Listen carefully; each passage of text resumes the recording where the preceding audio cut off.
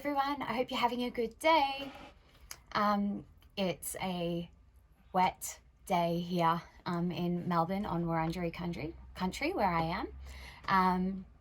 And I have been slowly transforming my space because I've been inside now for, I think it's 18 days. I've only been out 3 times in 18 days to do things other than just go for a little walk around the block.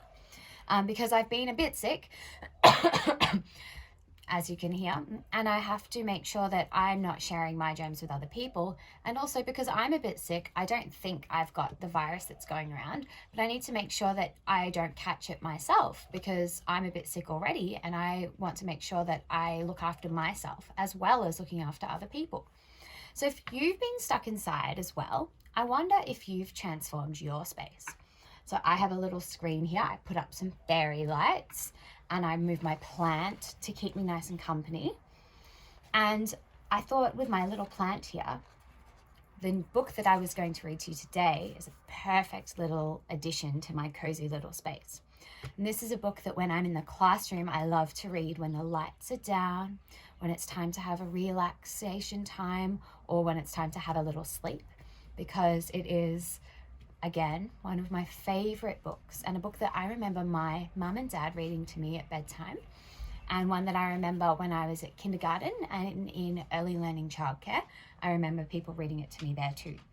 So today's book is Where the Wild Things Are. And Where the Wild Things Are is a book that even some of our mums and dads, and maybe even some of our grandmas and grandpas and grandparents, they might have had this book in their life too, because I think it's more than 50 years old now.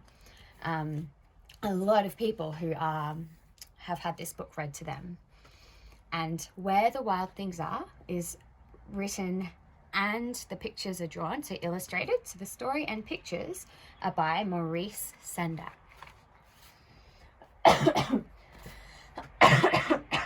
Sorry for the coughs. So this is a perfect book if you're having some quiet time. If you're ready for a little rest, have a little listen to the story and have a wind down. Where the Wild Things Are. The night Max wore his wolf suit and made mischief of one kind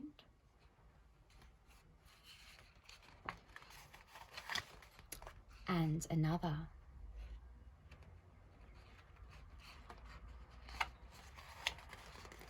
His mother called him Wild Thing, and Max said, "I'll eat you up."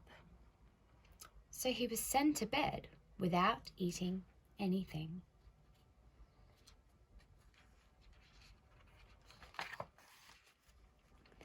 That very night in Max's room, a forest grew.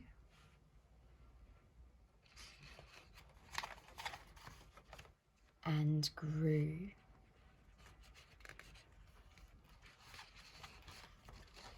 And grew until his ceiling hung with vines and the walls became the world all around.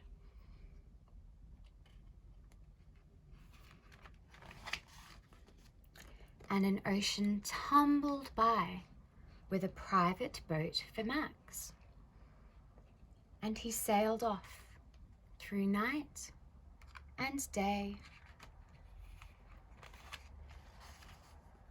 and in and out of weeks, and almost over a year, to where the wild things are.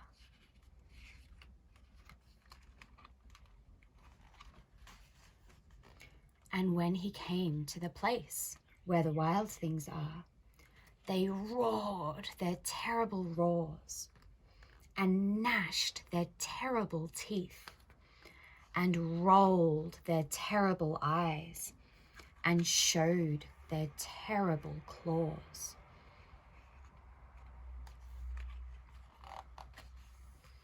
Till Max said, "Be still," and tamed them with a magic trick of staring into all their yellow eyes without blinking once.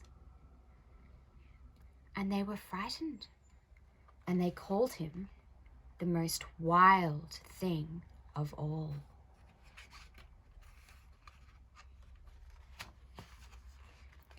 And made him king of all the wild things.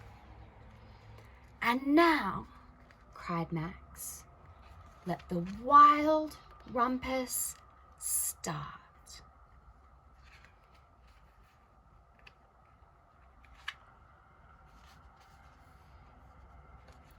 They howled and jumped and roared under the light of the moon.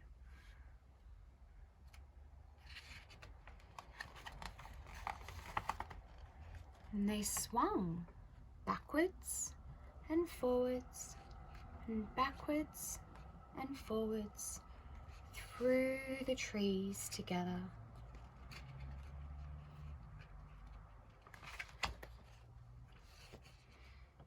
And they carried Max on their shoulders, parading through the forest. Their king, the king of all the wild things.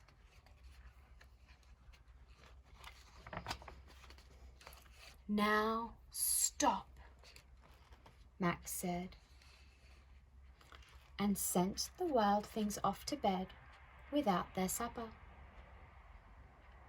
And Max, the king of all wild things, was lonely and wanted to be where someone loved him best. Then, all around, from far away across the world, he smelled good things to eat. So he gave up being king of where the wild things are.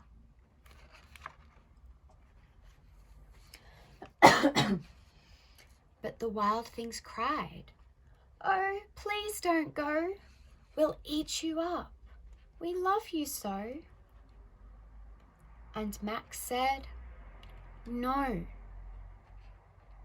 The wild things roared their terrible roars and gnashed their terrible teeth and rolled their terrible eyes and showed their terrible claws. But Max stepped onto his private boat and waved goodbye. And sailed back over a year and in and out of weeks and through a day.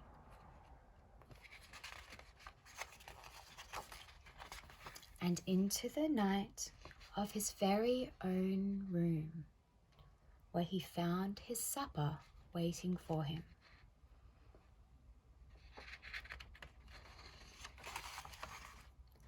And it was still hot.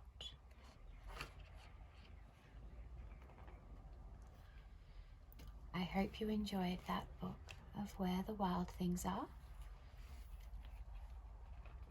I might do another video of reading that in a more animated and engaging way, but that's an example of how you can change your tone and change your manner of reading a story to change it from being an engagement into a calming moment.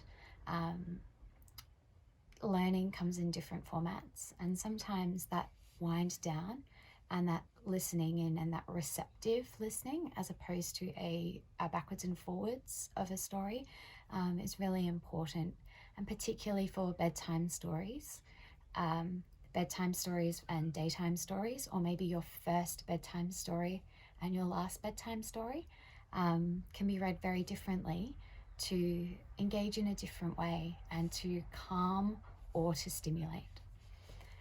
I hope you have a good rest of your day. Maybe you can change up your environment, and I'll see you all tomorrow.